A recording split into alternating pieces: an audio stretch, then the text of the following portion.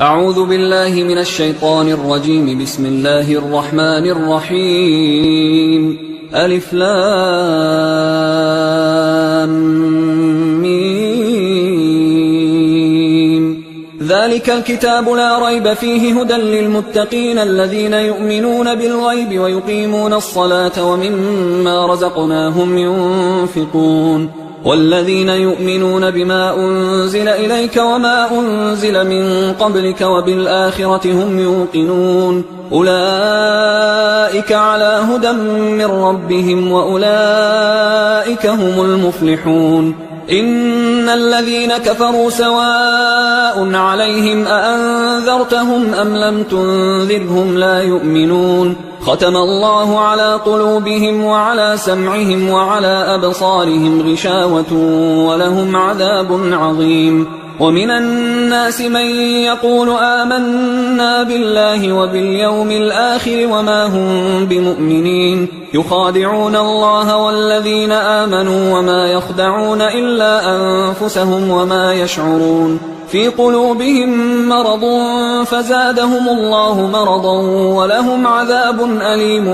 بما كانوا يكذبون. وإذا قيل لهم لا تفسدوا في الأرض قالوا إنما نحن مصلحون ألا إنهم هم المفسدون ولكن لا يشعرون. وإذا قيل لهم آمنوا كما آمن الناس قالوا أنؤمن كما آمن السفهاء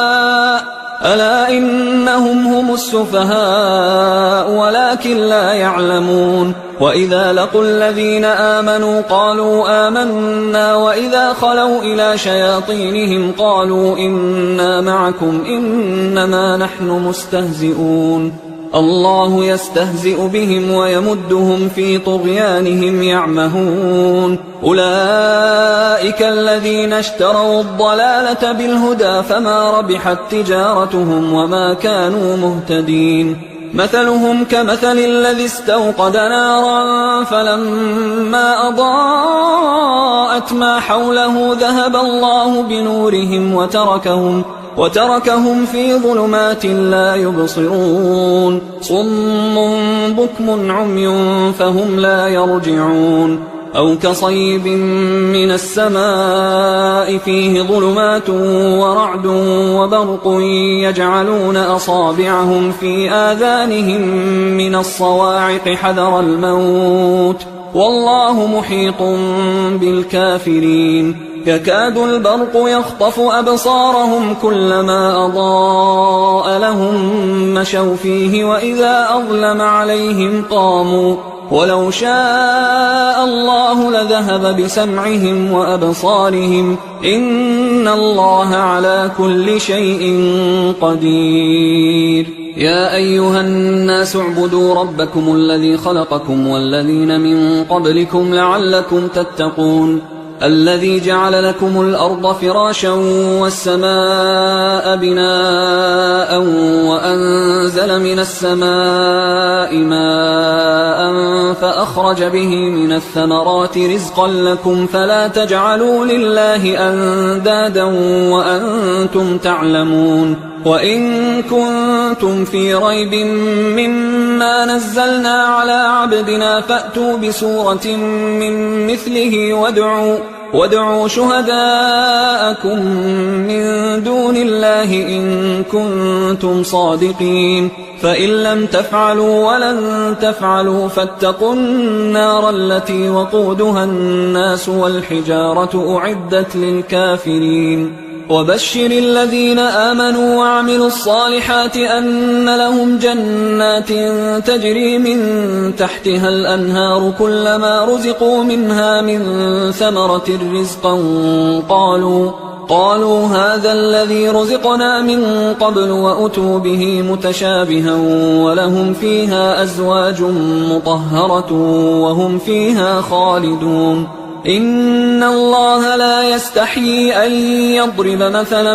ما بعوضة فما فوقها فأما الذين آمنوا فيعلمون أنه الحق من ربهم وأما الذين كفروا فيقولون ماذا أراد الله بهذا مثلا يضل به كثيرا ويهدي به كثيرا وما يضل به إلا الفاسقين الذين ينقضون عهد الله من بعد ميثاقه ويقطعون ما أمر الله به أن يوصل ويفسدون في الأرض أولئك هم الخاسرون. كيف تكفرون بالله وكنتم أمواتا فأحياكم ثم يميتكم ثم يحييكم ثم إليه ترجعون. هو الذي خلق لكم ما في الأرض جميعا ثم استوى إلى السماء فسواهن 7 سماوات وهو بكل شيء عليم. وإذ قال ربك للملائكة إني جاعل في الأرض خليفة قالوا أتجعل فيها من يفسد فيها ويسفك الدماء ونحن نسبح بحمدك ونقدس لك قال إني أعلم ما لا تعلمون. وعلم آدم الأسماء كلها ثم عرضهم على الملائكة فقال أنبئوني بأسماء هؤلاء إن كنتم صادقين. قالوا سبحانك لا علم لنا إلا ما علمتنا إنك أنت العليم الحكيم. قال يا آدم أنبئهم بأسمائهم فلما أنبأهم بأسمائهم قال ألم أقل لكم إني أعلم غيب السماوات والأرض وأعلم ما تبدون وما كنتم تكتمون. وإذ قلنا للملائكة اسجدوا لآدم فسجدوا إلا إبليس أبى واستكبر وكان من الكافرين. وقلنا يا آدم اسكن أنت وزوجك الجنة وكلا منها رغدا حيث شئتما ولا تقربا هذه الشجرة فتكونا من الظالمين. فأزلهما الشيطان عنها فأخرجهما مما كانا فيه وقلنا اهبطوا بعضكم لبعض عدو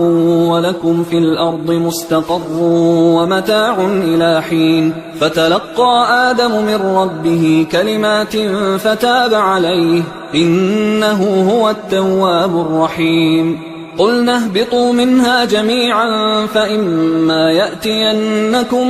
مني هدى فمن تبع هداي فلا خوف عليهم ولا هم يحزنون. والذين كفروا وكذبوا بآياتنا أولئك أصحاب النار هم فيها خالدون. يا بني إسرائيل اذكروا نعمتي التي أنعمت عليكم وأوفوا بعهدي أوف بعهدكم وإياي فارهبون. وآمنوا بما أنزلت مصدقا لما معكم ولا تكونوا أول كافر به ولا تشتروا بآياتي ثمنا قليلا وإياي فاتقون. ولا تلبسوا الحق بالباطل وتكتموا الحق وأنتم تعلمون. وأقيموا الصلاة وآتوا الزكاة واركعوا مع الراكعين. أتأمرون الناس بالبر وتنسون أنفسكم وأنتم تتلون الكتاب أفلا تعقلون. واستعينوا بالصبر والصلاة وإنها لكبيرة إلا على الخاشعين الذين يظنون أنهم ملاقو ربهم وأنهم إليه راجعون. يا بني إسرائيل اذكروا نعمتي التي أنعمت عليكم وأني فضلتكم على العالمين. واتقوا يوما لا تجزي نفس عن نفس شيئا ولا يقبل منها شفاعة ولا يؤخذ منها عدل ولا هم ينصرون. وإذ نجيناكم من آل فرعون يسومونكم سوء العذاب يذبحون أبناءكم ويستحيون نساءكم وفي ذلكم بلاء من ربكم عظيم. وإذ فرقنا بكم البحر فأنجيناكم وأغرقنا آل فرعون وأنتم تنظرون. وإذ واعدنا موسى 40 ليلة ثم اتخذتم العجل من بعده وأنتم ظالمون. ثم عفونا عنكم من بعد ذلك لعلكم تشكرون وإذ آتينا موسى الكتاب والفرقان لعلكم تهتدون وإذ قال موسى لقومه يا قوم إنكم ظلمتم أنفسكم باتخاذكم العجل فتوبوا إلى بارئكم فاقتلوا أنفسكم ذلكم خير لكم عند بارئكم فتاب عليكم إنه هو التواب الرحيم وإذ قلتم يا موسى لن نؤمن لك حتى نرى الله جهرة فأخذتكم الصاعقة وأنتم تنظرون ثم بعثناكم من بعد موتكم لعلكم تشكرون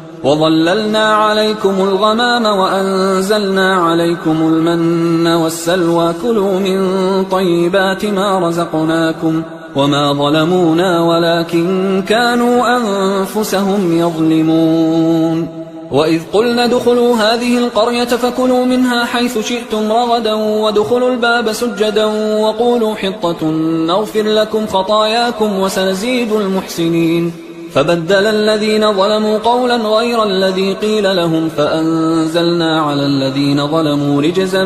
من السماء بما كانوا يفسقون وإذ استسقى موسى لقومه فقلنا اضرب بعصاك الحجر فانفجرت منه 12 عينا قد علم كل أناس مشربهم كلوا واشربوا من رزق الله ولا تعثوا في الأرض مفسدين وإذ قلتم يا موسى لن نصبر على طعام واحد فادع لنا ربك يخرج لنا مما تنبت الأرض من بقلها وقثائها وفومها وعدسها وبصلها قال أتستبدلون الذي هو أدنى بالذي هو خير اهبطوا مصرا فإن لكم ما سألتم وضربت عليهم الذلة والمسكنة وباءوا بغضب من الله ذلك بأنهم كانوا يكفرون بآيات الله ويقتلون النبيين بغير الحق ذلك بما عصوا وكانوا يعتدون إن الذين آمنوا والذين هادوا والنصارى والصابئين من آمن بالله واليوم الآخر وعمل صالحا فلهم أجرهم عند ربهم ولا خوف عليهم ولا هم يحزنون وإذ أخذنا ميثاقكم ورفعنا فوقكم الطور خذوا ما آتيناكم بقوة واذكروا ما فيه لعلكم تتقون ثم توليتم من بعد ذلك فلولا فضل الله عليكم ورحمته لكنتم من الخاسرين ولقد علمتم الذين اعتدوا منكم في السبت فقلنا لهم كونوا قردة خاسئين فجعلناها نكالا لما بين يديها وما خلفها وموعظة للمتقين وإذ قال موسى لقومه إن الله يأمركم أن تذبحوا بقرة قالوا أتتخذنا هزوا قال أعوذ بالله أن أكون من الجاهلين قالوا ادع لنا ربك يبين لنا ما هي قال إنه يقول إنها بقرة لا فارض ولا بكر عوان بين ذلك فافعلوا ما تؤمرون قالوا ادع لنا ربك يبين لنا ما لونها قال إنه يقول إنها بقرة صفراء فاقع لونها تسر الناظرين قالوا ادع لنا ربك يبين لنا ما هي إن البقرة شابه علينا وإنا إن شاء الله لمهتدون قال إنه يقول إنها بقرة لا ذلول تثير الأرض ولا تسقي الحرث مسلمة لا شية فيها قالوا الآن جئت بالحق فذبحوها وما كادوا يفعلون وإذ قتلتم نفسا فادارأتم فيها والله مخرج ما كنتم تكتمون فقلنا اضربوه ببعضها كذلك يحيي الله الموتى ويريكم آياته لعلكم تعقلون ثم قست قلوبكم من بعد ذلك فهي كالحجارة أو أشد قسوة وإن من الحجارة لما يتفجر منه الأنهار وإن منها لما يشقق فيخرج منه الماء وإن منها لما يهبط من خشية الله وما الله بغافل عما تعملون. أفتطمعون أن يؤمنوا لكم وقد كان فريق منهم يسمعون كلام الله ثم يحرفونه من بعد ما عقلوه وهم يعلمون. وإذا لقوا الذين آمنوا قالوا آمنا وإذا خلا بعضهم إلى بعض قالوا أتحدثونهم بما فتح الله عليكم ليحاجوكم به عند ربكم أفلا تعقلون. أولا يعلمون أن الله يعلم ما يسرون وما يعلنون. ومنهم أميون لا يعلمون الكتاب إلا أماني وإنهم إلا يظنون. فويل للذين يكتبون الكتاب بأيديهم ثم يقولون هذا من عند الله ليشتروا به ثمنا قليلا فويل لهم مما كتبت أيديهم وويل لهم مما يكسبون. وقالوا لن تمسنا النار إلا أياما معدودة قل أتخذتم عند الله عهدا فلن يخلف الله عهده أم تقولون على الله ما لا تعلمون. بلى من كسب سيئة وأحاطت به خطيئته فأولئك أصحاب النار هم فيها خالدون. والذين آمنوا وعملوا الصالحات أولئك أصحاب الجنة هم فيها خالدون. وإذ أخذنا ميثاق بني إسرائيل لا تعبدون إلا الله وبالوالدين إحسانا وذي القربى واليتامى والمساكين وقولوا للناس حسنا وأقيموا الصلاة وآتوا الزكاة ثم توليتم إلا قليلا منكم وأنتم معرضون. وإذ أخذنا ميثاقكم لا تسفكون دماءكم ولا تخرجون أنفسكم من دياركم ثم أقررتم وأنتم تشهدون. ثم أنتم هؤلاء تقتلون أنفسكم وتخرجون فريقا منكم من ديارهم تظاهرون عليهم بالإثم والعدوان وإن يأتوكم أسارى تفادوهم وهو محرم عليكم إخراجهم أفتؤمنون ببعض الكتاب وتكفرون ببعض فما جزاء من يفعل ذلك منكم إلا خزي في الحياة الدنيا ويوم القيامة يردون إلى أشد العذاب وما الله بغافل عما تعملون. أولئك الذين اشتروا الحياة الدنيا بالآخرة فلا يخفف عنهم العذاب ولا هم ينصرون. ولقد آتينا موسى الكتاب وقفينا من بعده بالرسل وآتينا عيسى ابن مريم البينات وأيدناه بروح القدس أفكلما جاءكم رسول بما لا تهوى أنفسكم استكبرتم ففريقا كذبتم وفريقا تقتلون. وقالوا قلوبنا غلف بل لعنهم الله بكفرهم فقليلا ما يؤمنون. ولما جاءهم كتاب من عند الله مصدق لما معهم وكانوا من قبل يستفتحون على الذين كفروا فلما جاءهم ما عرفوا كفروا به فلعنة الله على الكافرين. بئس ما اشتروا به أنفسهم أن يكفروا بما أنزل الله بغيا أن ينزل الله من فضله على من يشاء من عباده فباءوا بغضب على غضب وللكافرين عذاب مهين. وإذا قيل لهم آمنوا بما أنزل الله قالوا نؤمن بما أنزل علينا ويكفرون بما وراءه وهو الحق مصدقا لما معهم. قل فلم تقتلون أنبياء الله من قبل إن كنتم مؤمنين ولقد جاءكم موسى بالبينات ثم اتخذتم العجل من بعده وأنتم ظالمون وإذ أخذنا ميثاقكم ورفعنا فوقكم الطور خذوا ما آتيناكم بقوة واسمعوا قالوا سمعنا وعصينا وأشربوا في قلوبهم العجل بكفرهم قل بئس ما يأمركم به إيمانكم إن كنتم مؤمنين قل إن كانت لكم الدار الآخرة عند الله خالصة من دون الناس فتمنوا الموت إن كنتم صادقين ولن يتمنوه أبدا بما قدمت أيديهم والله عليم بالظالمين ولتجدنهم أحرص الناس على حياة ومن الذين أشركوا يود أحدهم لو يعمر 1000 سنة وما هو بمزحزحه من العذاب أن يعمر والله بصير بما يعملون قل من كان عدوا لجبريل فإنه نزله على قلبك بإذن الله مصدقا لما بين يديه وهدى وبشرى للمؤمنين من كان عدوا لله وملائكته ورسله وجبريل وميكال فإن الله عدو للكافرين ولقد أنزلنا إليك آيات بينات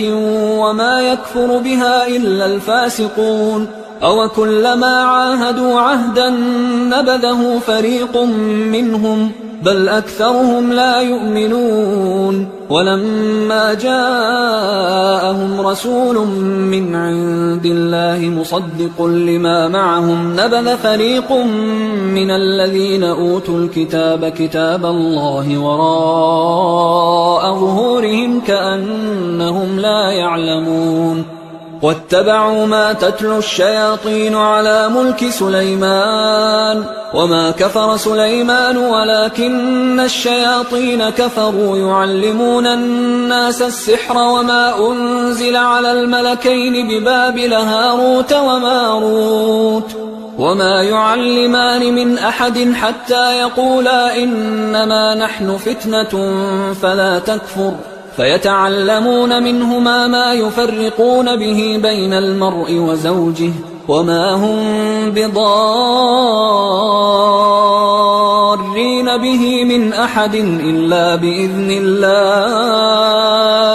ويتعلمون ما يضرهم ولا ينفعهم ولقد علموا لمن اشتراه ما له في الآخرة من خلاق ولبئس ما شروا به أنفسهم لو كانوا يعلمون ولو أنهم آمنوا واتقوا لمثوبة من عند الله خير لو كانوا يعلمون يا أيها الذين آمنوا لا تقولوا راعنا وقولوا انظرنا واسمعوا وللكافرين عذاب أليم ما يود الذين كفروا من أهل الكتاب ولا المشركين أن ينزل عليكم من خير من ربكم والله يختص برحمته من يشاء والله ذو الفضل العظيم ما ننسخ من آية أو ننسها نأت بخير منها أو مثلها ألم تعلم أن الله على كل شيء قدير ألم تعلم أن الله له ملك السماوات والأرض وما لكم من دون الله من ولي ولا نصير أم تريدون أن تسألوا رسولكم كما سئل موسى من قبل ومن يتبدل الكفر بالإيمان فقد ضل سواء السبيل ود كثير من أهل الكتاب لو يردونكم من بعد إيمانكم كفارا حسدا من عند أنفسهم من بعد ما تبين لهم الحق فاعفوا واصفحوا حتى يأتي الله بأمره إن الله على كل شيء قدير وأقيموا الصلاة وآتوا الزكاة وما تقدموا لأنفسكم من خير تجدوه عند الله إن الله بما تعملون بصير وقالوا لن يدخل الجنة إلا من كان هودا أو نصارى تلك أمانيهم قل هاتوا برهانكم إن كنتم صادقين بلى من أسلم وجهه لله وهو محسن فله أجره عند ربه ولا خوف عليهم ولا هم يحزنون وقالت اليهود ليست النصارى على شيء وقالت النصارى ليست اليهود على شيء وهم يتلون الكتاب كذلك قال الذين لا يعلمون مثل قولهم فالله يحكم بينهم يوم القيامة فيما كانوا فيه يختلفون ومن أظلم ممن منع مساجد الله أن يذكر فيها اسمه وسعى في خرابها أولئك ما كان لهم أن يدخلوها إلا خائفين لهم في الدنيا خزي ولهم في الآخرة عذاب عظيم ولله المشرق والمغرب فأينما تولوا فثم وجه الله إن الله واسع عليم وقالوا اتخذ الله ولدا سبحانه بل له ما في السماوات والأرض كل له قانتون بديع السماوات والأرض وإذا قضى أمرا فإنما يقول له كن فيكون وقال الذين لا يعلمون لولا يكلمنا الله أو تأتينا آية كذلك قال الذين من قبلهم مثل قولهم تشابهت قلوبهم قد بينا الآيات لقوم يوقنون إنا أرسلناك بالحق بشيرا ونذيرا ولا تسأل عن أصحاب الجحيم ولن ترضى عنك اليهود ولا النصارى حتى تتبع ملتهم قل إن هدى الله هو الهدى ولئن اتبعت أهواءهم بعد الذي جاءك من العلم ما لك من الله من ولي ولا نصير الذين آتيناهم الكتاب يتلونه حق تلاوته أولئك يؤمنون به ومن يكفر به فأولئك هم الخاسرون يا بني إسرائيل اذكروا نعمتي التي أنعمت عليكم وأني فضلتكم على العالمين واتقوا يوما لا تجزي نفس عن نفس شيئا ولا يقبل منها عدل ولا تنفعها شفاعة ولا هم ينصرون وإذ ابتلى إبراهيم ربه بكلمات فأتمهن قال إني جاعلك للناس إماما قال ومن ذريتي قال لا ينال عهد الظالمين وإذ جعلنا البيت مثابة للناس وأمنا واتخذوا من مقام إبراهيم مصلى وعهدنا إلى إبراهيم وإسماعيل أن طهرا بيتي للطائفين والعاكفين والركع السجود وإذ قال إبراهيم رب اجعل هذا بلدا آمنا وارزق أهله من الثمرات من آمن منهم بالله واليوم الآخر قال ومن كفر فأمتعه قليلا ثم أضطره إلى عذاب النار وبئس المصير وإذ يرفع إبراهيم القواعد من البيت وإسماعيل ربنا تقبل منا إنك أنت السميع العليم ربنا وجعلنا مسلمين لك ومن ذريتنا أمة مسلمة لك وأرنا مناسكنا وتب علينا إنك أنت التواب الرحيم ربنا وبعث فيهم رسولا منهم يتلو عليهم آياتك ويعلمهم الكتاب والحكمة ويزكيهم إنك أنت العزيز الحكيم ومن يرغب عن ملة إبراهيم إلا من سفه نفسه ولقد اصطفيناه في الدنيا وإنه في الآخرة لمن الصالحين إذ قال له ربه أسلم قال أسلمت لرب العالمين. ووصى بها إبراهيم بنيه ويعقوب يا بني إن الله اصطفى لكم الدين فلا تموتن إلا وأنتم مسلمون. أم كنتم شهداء إذ حضر يعقوب الموت إذ قال لبنيه ما تعبدون من بعدي قالوا نعبد إلهك وإله آبائك إبراهيم وإسماعيل وإسحاق إلها واحدا ونحن له مسلمون. تلك أمة قد خلت لها ما كسبت ولكم ما كسبتم ولا تسألون عما كانوا يعملون. وقالوا كونوا هودا أو نصارى تهتدوا قل بل ملة إبراهيم حنيفا وما كان من المشركين. قولوا آمنا بالله وما أنزل إلينا وما أنزل إلى إبراهيم وإسماعيل وإسحاق ويعقوب والأسباط وما أوتي موسى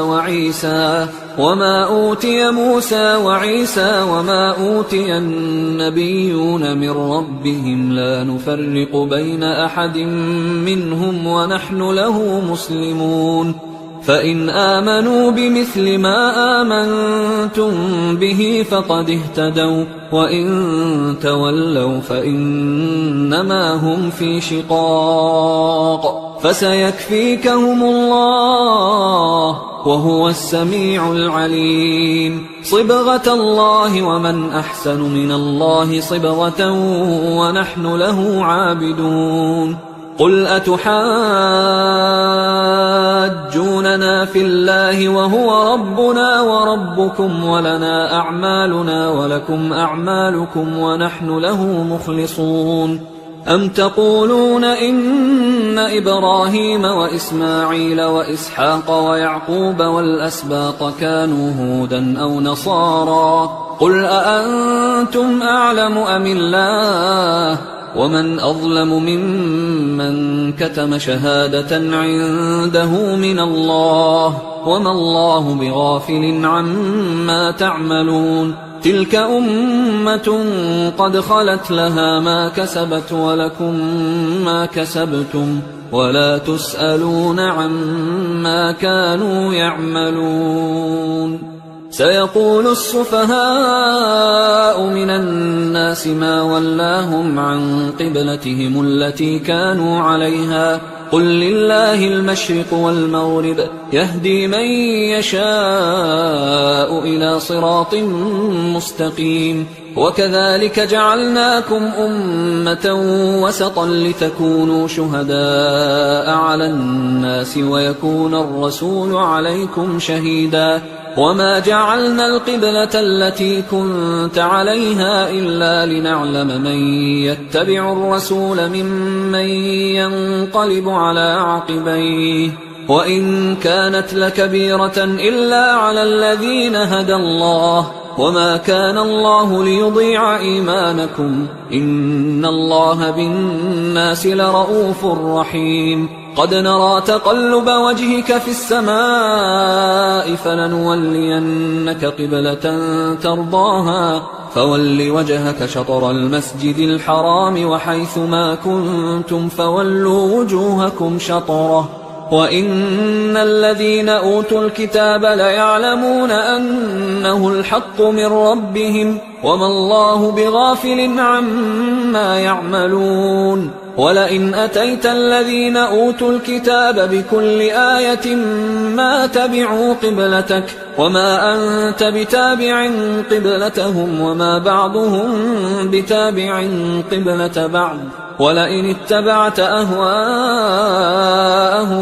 من بعد ما جاءك من العلم إنك إذا لمن الظالمين. الذين آتيناهم الكتاب يعرفونه كما يعرفون أبناءهم وإن فريقا منهم ليكتمون الحق وهم يعلمون الحق من ربك فلا تكونن من الممترين ولكل وجهة هو موليها فاستبقوا الخيرات أينما تكونوا يأت بكم الله جميعا إن الله على كل شيء قدير ومن حيث خرجت فول وجهك شطر المسجد الحرام وإنه للحق من ربك وما الله بغافل عما تعملون ومن حيث خرجت فول وجهك شطر المسجد الحرام وحيث ما كنتم فولوا وجوهكم شطره لئلا يكون للناس عليكم حجة إلا الذين ظلموا منهم فلا تخشوهم واخشوني ولأتم نعمتي عليكم ولعلكم تهتدون كما أرسلنا فيكم رسولا منكم يتلو عليكم آياتنا ويزكيكم ويعلمكم الكتاب والحكمة ويعلمكم ما لم تكونوا تعلمون فاذكروني أذكركم واشكروا لي ولا تكفرون يا أيها الذين آمنوا استعينوا بالصبر والصلاة إن الله مع الصابرين ولا تقولوا لمن يقتل في سبيل الله أموات بل أحياء ولكن لا تشعرون ولنبلونكم بشيء من الخوف والجوع ونقص من الأموال والأنفس والثمرات وبشر الصابرين الذين إذا أصابتهم مصيبة قالوا إنا لله وإنا إليه راجعون أولئك عليهم صلوات من ربهم ورحمة وأولئك هم المهتدون إن الصفا والمروة من شعائر الله فمن حج البيت أو اعتمر فلا جناح عليه أن يطوف بهما ومن تطوع خيرا فإن الله شاكر عليم إن الذين يكتمون ما أنزلنا من البينات والهدى من بعد ما بيناه للناس في الكتاب أولئك يلعنهم الله ويلعنهم اللاعنون إلا الذين تابوا وأصلحوا وبينوا فأولئك أتوب عليهم وأنا التواب الرحيم إن الذين كفروا وماتوا وهم كفار أولئك عليهم لعنة الله والملائكة والناس أجمعين خالدين فيها لا يخفف عنهم العذاب ولا هم ينظرون وإلهكم إله واحد لا إله إلا هو الرحمن الرحيم إن في خلق السماوات والأرض واختلاف الليل والنهار والفلك التي تجري في البحر بما ينفع الناس وما أنزل الله من السماء من ماء فأحيا به الأرض بعد موتها وبث فيها من كل دابة وتصريف الرياح والسحاب المسخر بين السماء والأرض لآيات لقوم يعقلون ومن الناس من يتخذ من دون الله أندادا يحبونهم كحب الله والذين آمنوا أشد حبا لله ولو يرى الذين ظلموا إذ يرون العذاب أن القوة لله جميعا وأن الله شديد العذاب إذ تبرأ الذين اتبعوا من الذين اتبعوا ورأوا العذاب وتقطعت بهم الأسباب وقال الذين اتبعوا لو أن لنا كرة فنتبرأ منهم كما تبرأوا منا كذلك يريهم الله أعمالهم حسرات عليهم وما هم بخارجين من النار يا أيها الناس كلوا مما في الأرض حلالا طيبا ولا تتبعوا خطوات الشيطان إنه لكم عدو مبين إنما يأمركم بالسوء والفحشاء وأن تقولوا على الله ما لا تعلمون وإذا قيل لهم اتبعوا ما أنزل الله قالوا بل نتبع ما ألفينا عليه آباءنا أولو كان آباؤهم لا يعقلون شيئا ولا يهتدون ومثل الذين كفروا كمثل الذي ينعق بما لا يسمع إلا دعاء ونداء صم بكم عمي فهم لا يعقلون يا أيها الذين آمنوا كلوا من طيبات ما رزقناكم واشكروا لله إن كنتم إياه تعبدون إنما حرم عليكم الميتة والدم ولحم الخنزير وما أهل به لغير الله فمن اضطر غير باغ ولا عاد فلا إثم عليه إن الله غفور رحيم إن الذين يكتمون ما أنزل الله من الكتاب ويشترون به ثمنا قليلا أولئك ما يأكلون في بطونهم إلا النار ولا يكلمهم الله يوم القيامة ولا يزكيهم ولهم عذاب أليم أولئك الذين اشتروا الضلالة بالهدى والعذاب بالمغفرة فما أصبرهم على النار ذلك بأن الله نزل الكتاب بالحق وإن الذين اختلفوا في الكتاب لفي شقاق بعيد ليس البر أن تولوا وجوهكم قبل المشرق والمغرب ولكن البر من آمن بالله واليوم الآخر والملائكة والكتاب والنبيين وآتى المال على حبه ذوي القربى واليتامى والمساكين وابن السبيل والسائلين وفي الرقاب وأقام الصلاة وآتى الزكاة والموفون بعهدهم إذا عاهدوا والصابرين في البأساء والضراء وحين البأس أولئك الذين صدقوا وأولئك هم المتقون يا أيها الذين آمنوا كتب عليكم القصاص في القتلى الحر بالحر والعبد بالعبد والأنثى بالأنثى فمن عفي له من أخيه شيء فاتباع بالمعروف وأداء إليه بإحسان ذلك تخفيف من ربكم ورحمة فمن اعتدى بعد ذلك فله عذاب أليم ولكم في القصاص حياة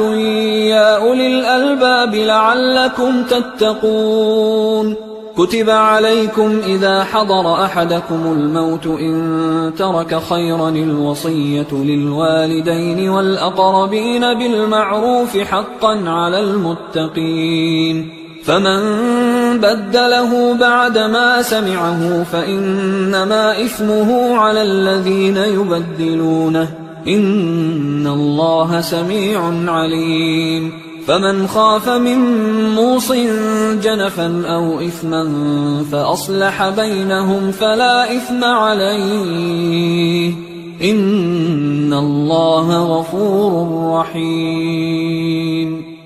يا أيها الذين آمنوا كتب عليكم الصيام كما كتب على الذين من قبلكم لعلكم تتقون أياما معدودات، فمن كان منكم مريضا أو على سفر فعدة من أيام أخر، وعلى الذين يطيقونه فدية طعام مسكين، فمن تطوع خيرا فهو خير له، وأن تصوموا خير لكم إن كنتم تعلمون. شهر رمضان الذي أنزل فيه القرآن هدى للناس وبينات من الهدى والفرقان، فمن شهد منكم الشهر فليصم، ومن كان مريضا أو على سفر فعدة من أيام أخر، يريد الله بكم اليسر ولا يريد بكم العسر ولتكملوا العدة ولتكبروا الله على ما هداكم ولعلكم تشكرون. وإذا سألك عبادي عني فإني قريب أجيب دعوة الداعي إذا دعان،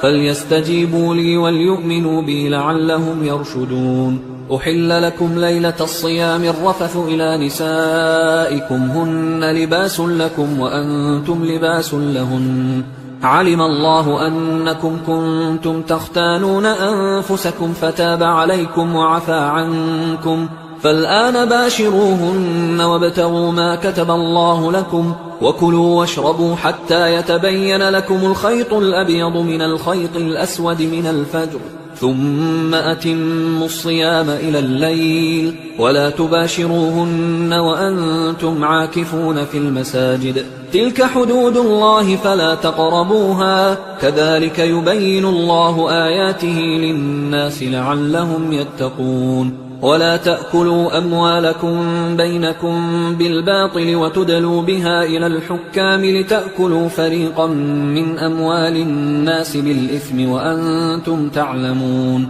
يسألونك عن الأهلة قل هي مواقيت للناس والحج، وليس البر بأن تأتوا البيوت من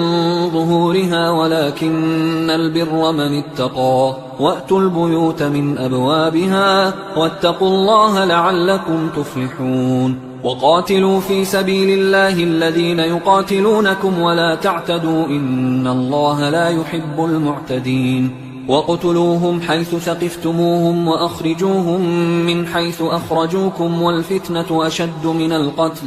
ولا تقاتلوهم عند المسجد الحرام حتى يقاتلوكم فيه، فإن قاتلوكم فاقتلوهم، كذلك جزاء الكافرين، فإن انتهوا فإن الله غفور رحيم. وقاتلوهم حتى لا تكون فتنة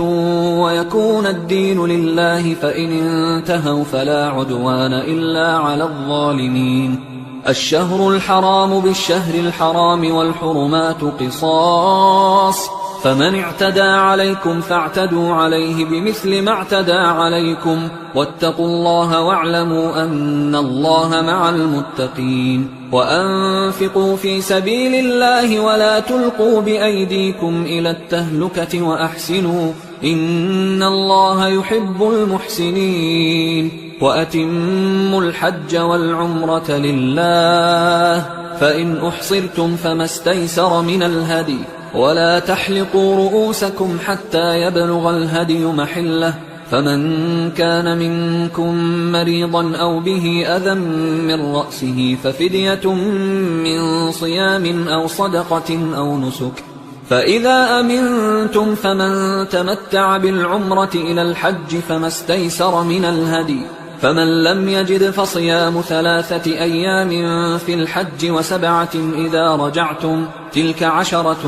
كاملة، ذلك لمن لم يكن أهله حاضر المسجد الحرام. واتقوا الله واعلموا أن الله شديد العقاب. الحج أشهر معلومات، فمن فرض فيهن الحج فلا رفث ولا فسوق ولا جدال في الحج، وما تفعلوا من خير يعلمه الله الله وتزودوا فإن خير الزاد التقوى واتقون يا أولي الألباب. ليس عليكم جناح أن تبتغوا فضلا من ربكم فإذا أفضتم من عرفات فاذكروا الله عند المشعر الحرام واذكروه كما هداكم وإن كنتم من قبله لمن الضالين. ثم أفيضوا من حيث أفاض الناس واستغفروا الله إن الله غفور رحيم. فإذا قضيتم مناسككم فاذكروا الله كذكركم آباءكم أو أشد ذكرا. فمن الناس من يقول ربنا آتنا في الدنيا وما له في الآخرة من خلاق ومنهم من يقول ربنا آتنا في الدنيا حسنة وفي الآخرة حسنة وقنا عذاب النار. أولئك لهم نصيب مما كسبوا والله سريع الحساب. واذكروا الله في أيام معدودات فمن تعجل في يومين فلا إثم عليه ومن تأخر فلا إثم عليه لمن اتقى واتقوا الله واعلموا أنكم إليه تحشرون. ومن الناس من يعجبك قوله في الحياة الدنيا ويشهد الله على ما في قلبه وهو ألد الخصام. وإذا تولى سعى في الأرض ليفسد فيها ويهلك الحرث والنسل والله لا يحب الفساد. وإذا قيل له اتق الله أخذته العزة بالإثم فحسبه جهنم ولبئس المهاد. ومن الناس من يشري نفسه ابتغاء مرضات الله والله رؤوف بالعباد. يا أيها الذين آمنوا ادخلوا في السلم كافة ولا تتبعوا خطوات الشيطان إنه لكم عدو مبين. فإن زللتم من بعد ما جاءتكم البينات فاعلموا أن الله عزيز حكيم. هل ينظرون إلا أن يأتيهم الله في ظلل من الغمام والملائكة وقضي الأمر وإلى الله ترجع الأمور. سل بني إسرائيل كم آتيناهم من آية بينة ومن يبدل نعمة الله من بعد ما جاءته فإن الله شديد العقاب. زين للذين كفروا الحياة الدنيا ويسخرون من الذين آمنوا والذين اتقوا فوقهم يوم القيامة والله يرزق من يشاء بغير حساب. كان الناس أمة واحدة فبعث الله النبيين مبشرين ومنذرين وأنزل معهم الكتاب بالحق ليحكم بين الناس فيما اختلفوا فيه وما اختلف فيه إلا الذين أوتوه من بعد ما جاءتهم البينات بغيا بينهم فهدى الله الذين آمنوا لما اختلفوا فيه من الحق بإذنه والله يهدي من يشاء إلى صراط مستقيم. أم حسبتم أن تدخلوا الجنة ولما يأتكم مثل الذين خلوا من قبلكم مستهم البأساء والضراء وزلزلوا حتى يقول الرسول والذين آمنوا معه متى نصر الله ألا إن نصر الله قريب. يسألونك ماذا ينفقون قل ما أنفقتم من خير فللوالدين والأقربين واليتامى والمساكين وابن السبيل وما تفعلوا من خير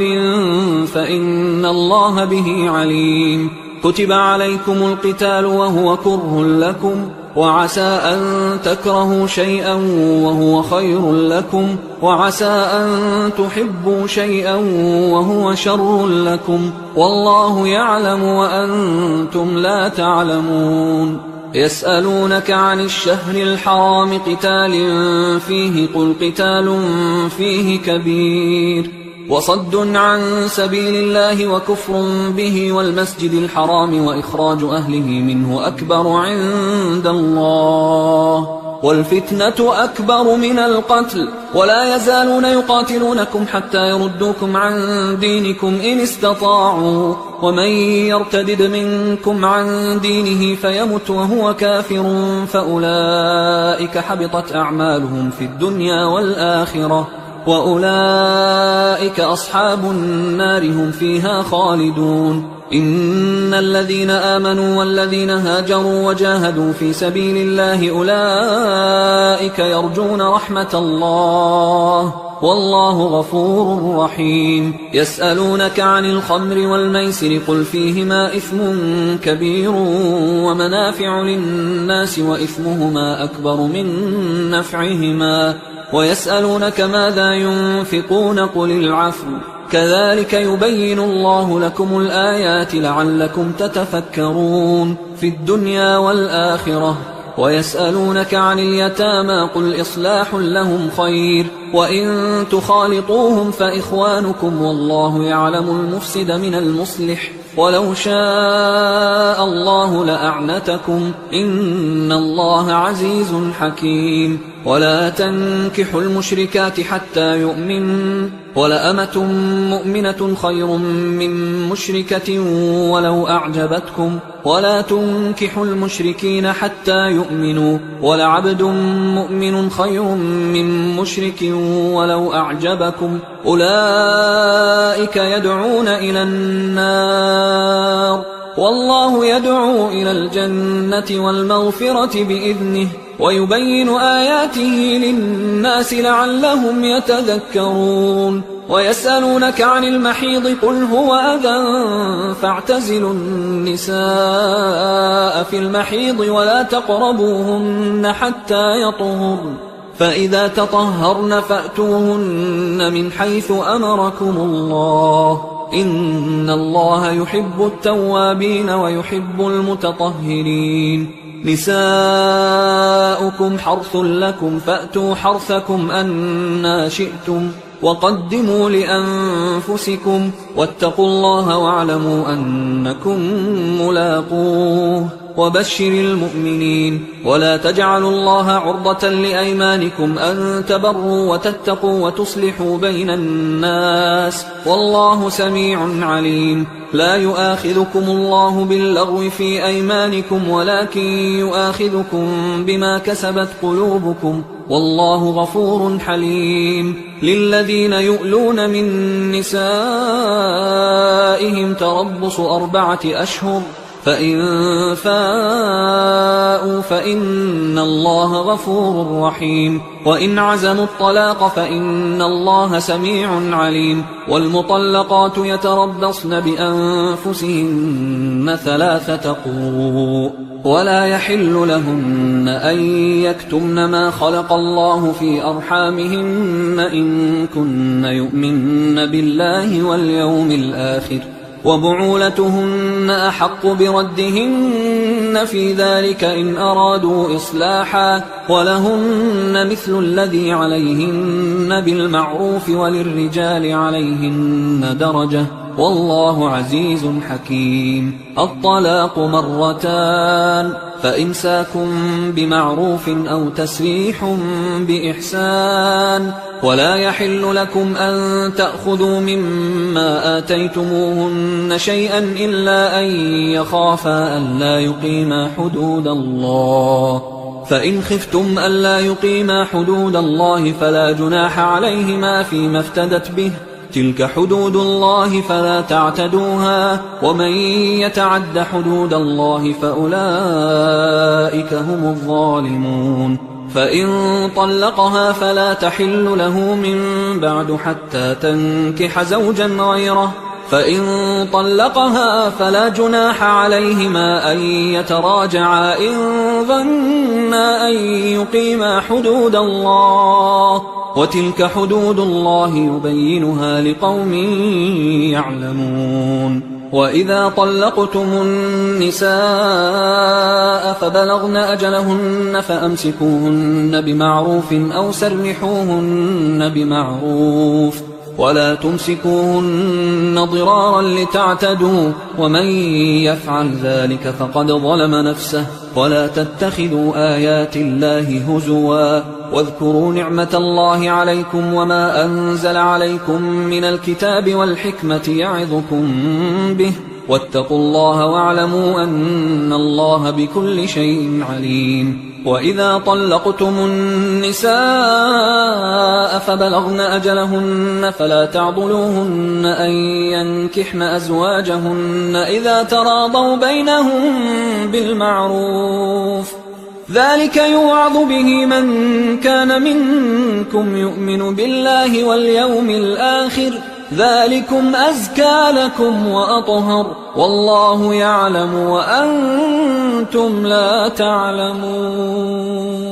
والوالدات يرضعن أولادهن حولين كاملين لمن أراد أن يتم الرضاعة وعلى المولود له رزقهن وكسوتهن بالمعروف لا تكلف نفس إلا وسعها لا تضار والدة بولدها ولا مولود له بولده وعلى الوارث مثل ذلك فإن أرادا فصالا عن تراض منهما وتشاور فلا جناح عليهما وإن أردتم أن تسترضعوا أولادكم فلا جناح عليكم إذا سلمتم ما آتيتم بالمعروف واتقوا الله واعلموا أن الله بما تعملون بصير والذين يتوفون منكم ويذرون أزواجا يتربصن بأنفسهن 4 أشهر وعشرا فإذا بلغن أجلهن فلا جناح عليكم فيما فعلن في أنفسهن بالمعروف والله بما تعملون خبير ولا جناح عليكم فيما عرضتم به من خطبة النساء أو أكننتم في أنفسكم علم الله أنكم ستذكرونهن ولكن لا تواعدوهن سرا إلا أن تقولوا قولا معروفا ولا تعزموا عقدة النكاح حتى يبلغ الكتاب أجله واعلموا أن الله يعلم ما في أنفسكم فاحذروه واعلموا أن الله غفور حليم لا جناح عليكم إن طلقتم النساء ما لم تمسوهن أو تفرضوا لهن فريضة ومتعوهن على الموسع قدره وعلى المقتر قدره متاعا بالمعروف حقا على المحسنين وإن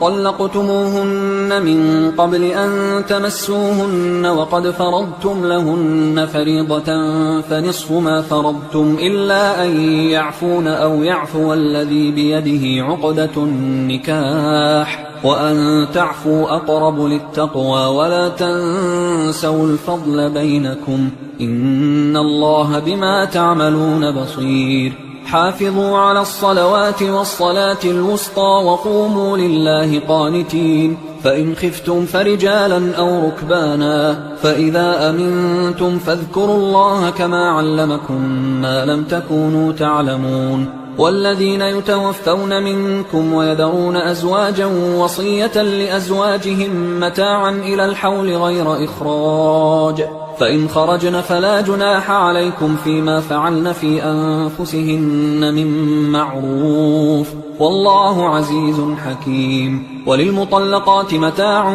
بالمعروف حقا على المتقين كذلك يبين الله لكم آياته لعلكم تعقلون ألم تر إلى الذين خرجوا من ديارهم وهم ألوف حذر الموت فقال لهم الله موتوا ثم أحياهم إن الله لذو فضل على الناس ولكن أكثر الناس لا يشكرون وقاتلوا في سبيل الله واعلموا أن الله سميع عليم من ذا الذي يقرض الله قرضا حسنا فيضاعفه له أضعافا كثيرة والله يقبض ويبسط وإليه ترجعون ألم تر إلى الملأ من بني إسرائيل من بعد موسى إذ قالوا لنبي له مبعث لنا ملكا نقاتل في سبيل الله قال هل عسيتم إن كتب عليكم القتال ألا تقاتلوا قالوا وما لنا ألا نقاتل في سبيل الله وقد أخرجنا من ديارنا وأبنائنا فلما كتب عليهم القتال تولوا إلا قليلا منهم والله عليم بالظالمين وقال لهم نبيهم إن الله قد بعث لكم طالوت ملكا قالوا أنى يكون له الملك علينا ونحن أحق بالملك منه ولم يؤت سعة من المال قال إن الله اصطفاه عليكم وزاده بسطة في العلم والجسم والله يؤتي ملكه من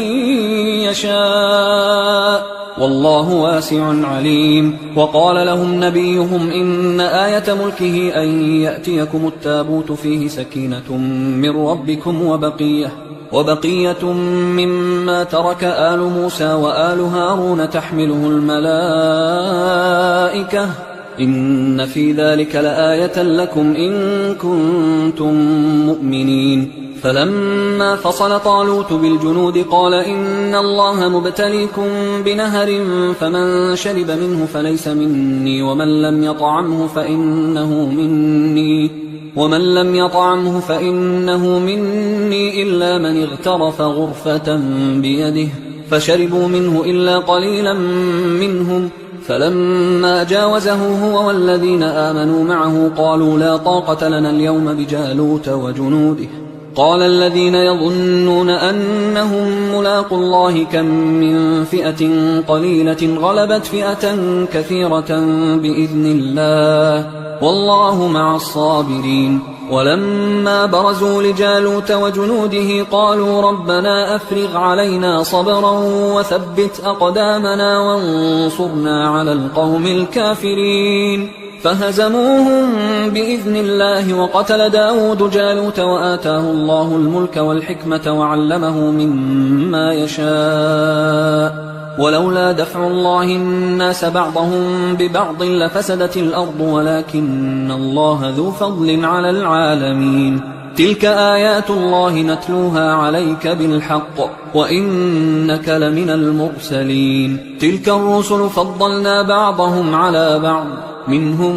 من كلم الله ورفع بعضهم درجات وآتينا عيسى ابن مريم البينات وأيدناه بروح القدس ولو شاء الله ما اقتتل الذين من بعدهم من بعد ما جاءتهم البينات ولكن اختلفوا فمنهم من آمن ومنهم من كفر ولو شاء الله ما اقتتلوا ولكن الله يفعل ما يريد يا أيها الذين آمنوا أنفقوا مما رزقناكم من قبل أن يأتي يوم لا بيع فيه ولا خلة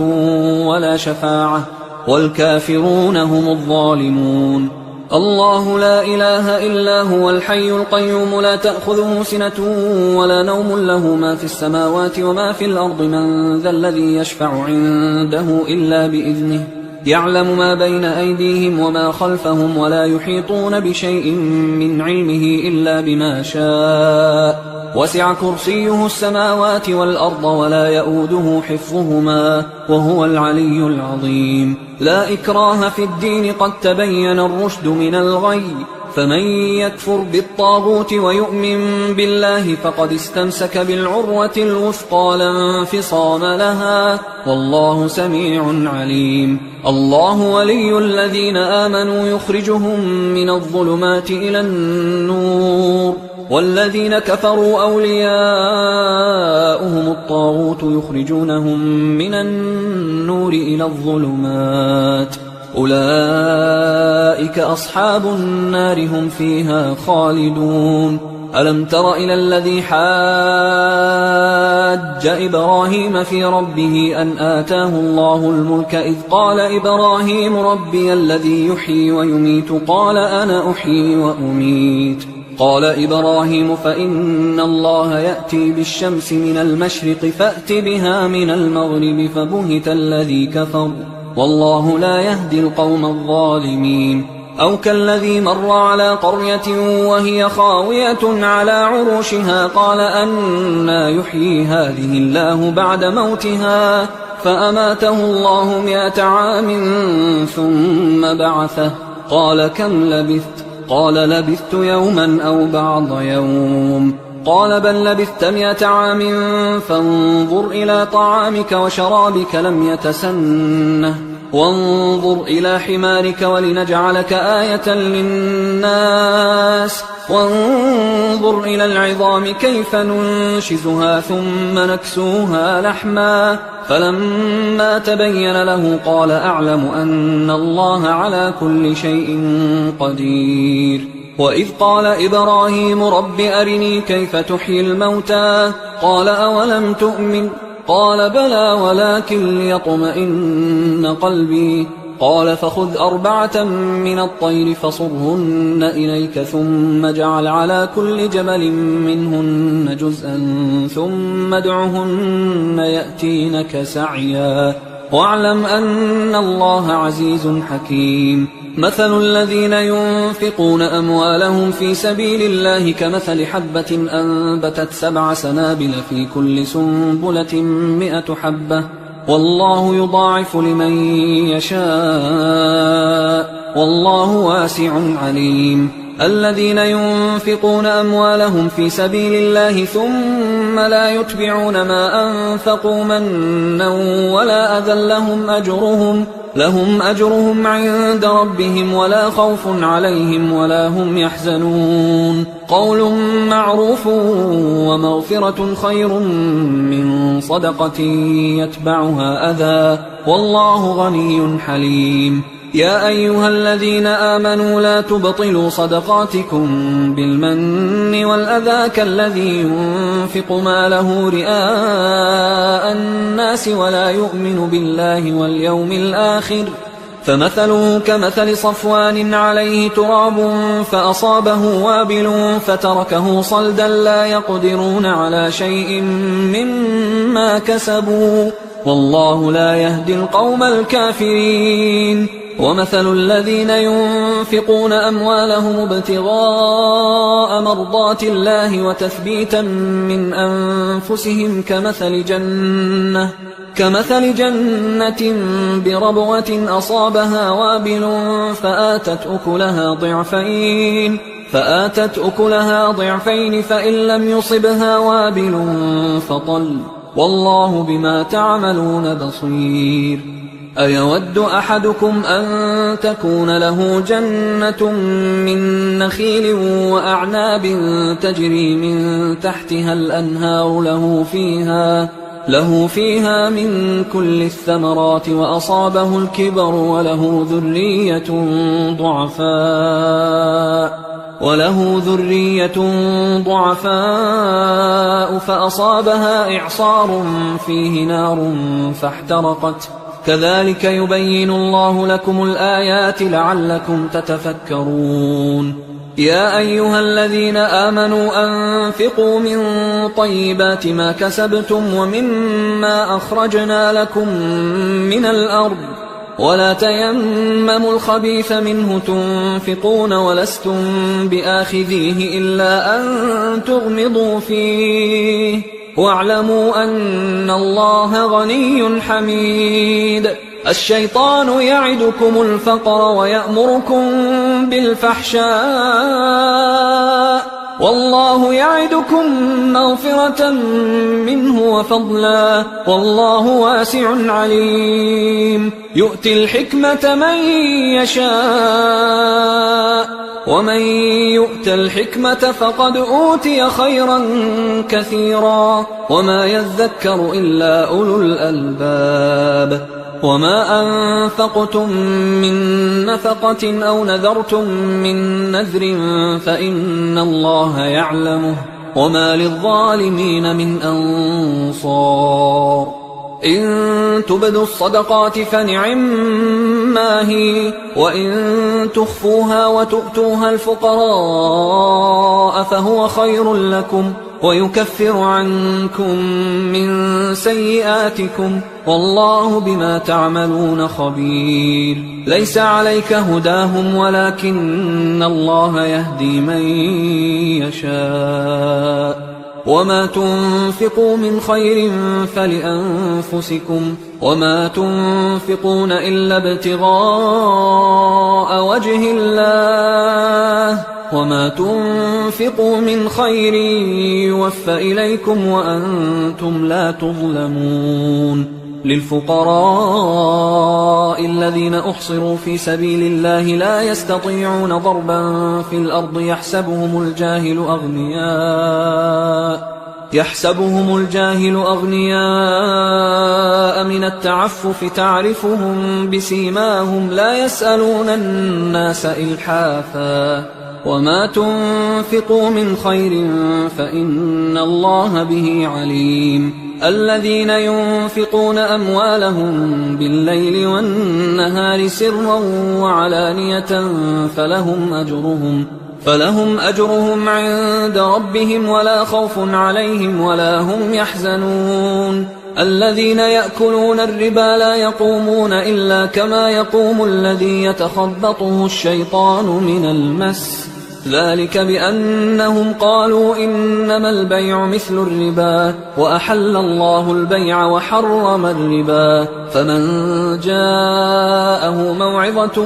من ربه فانتهى فله ما سلف وأمره إلى الله ومن عاد فأولئك أصحاب النار هم فيها خالدون يمحق الله الربا ويربي الصدقات والله لا يحب كل كفار أثيم إن الذين آمنوا وعملوا الصالحات وأقاموا الصلاة وآتوا الزكاة لهم أجرهم عند ربهم ولا خوف عليهم ولا هم يحزنون يا أيها الذين آمنوا اتقوا الله وذروا ما بقي من الربا إن كنتم مؤمنين فإن لم تفعلوا فأذنوا بحرب من الله ورسوله وإن تبتم فلكم رؤوس أموالكم لا تظلمون ولا تظلمون وإن كان ذو عسرة فنظرة إلى ميسرة وأن تصدقوا خير لكم إن كنتم تعلمون واتقوا يوما ترجعون فيه إلى الله ثم توفى كل نفس ما كسبت وهم لا يظلمون يا أيها الذين آمنوا إذا تداينتم بدين إلى أجل مسمى فاكتبوه وليكتب بينكم كاتب بالعدل ولا يأب كاتب أن يكتب كما علمه الله فليكتب وليملل الذي عليه الحق وليتق الله ربه ولا يبخس منه شيئا فإن كان الذي عليه الحق سفيها أو ضعيفا أو لا يستطيع أن يمله فليملل وليه بالعدل واستشهدوا شهيدين من رجالكم فإن لم يكونا رجلين فرجل وامرأتان ممن ترضون من الشهداء أن تضل إحداهما فتذكر إحداهما الأخرى ولا يأبى الشهداء إذا ما دعوا ولا تسأموا أن تكتبوه صغيرا أو كبيرا إلى أجله ذلكم أقسط عند الله وأقوم للشهادة وأدنى أن لا ترتابوا إلا أن تكون تجارة حاضرة تديرونها بينكم فليس عليكم جناح ألا تكتبوها وأشهدوا إذا تبايعتم ولا يضار كاتب ولا شهيد وإن تفعلوا فإنه فسوق بكم واتقوا الله ويعلمكم الله والله بكل شيء عليم وإن كنتم على سفر ولم تجدوا كاتبا فرهان مقبوضة فإن أمن بعضكم بعضا فليؤد الذي اؤتمن أمانته وليتق الله ربه ولا تكتموا الشهادة ومن يكتمها فإنه آثم قلبه والله بما تعملون عليم. لله ما في السماوات وما في الأرض وإن تبدوا ما في أنفسكم أو تخفوه يحاسبكم به الله فيغفر لمن يشاء ويعذب من يشاء والله على كل شيء قدير. آمن الرسول بما أنزل إليه من ربه والمؤمنون كل آمن بالله وملائكته وكتبه ورسله لا نفرق بين أحد من رسله وقالوا سمعنا وأطعنا غفرانك ربنا وإليك المصير. لا يكلف الله نفسا إلا وسعها لها ما كسبت وعليها ما اكتسبت ربنا لا تؤاخذنا إن نسينا أو أخطأنا ربنا ولا تحمل علينا إصرا كما حملته على الذين من قبلنا ربنا ولا تحملنا ما لا طاقة لنا به واعف عنا واغفر لنا وارحمنا أنت مولانا فانصرنا على القوم الكافرين.